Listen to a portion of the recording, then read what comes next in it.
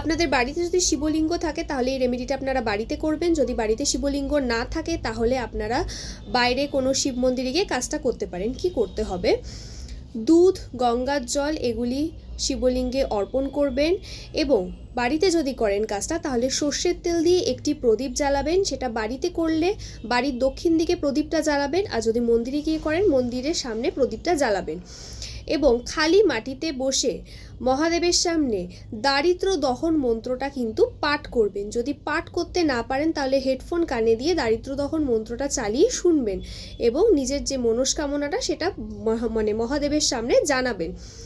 সন্ধ্যাবেলায় একটা আটা দিয়ে রুটি তৈরি করবেন।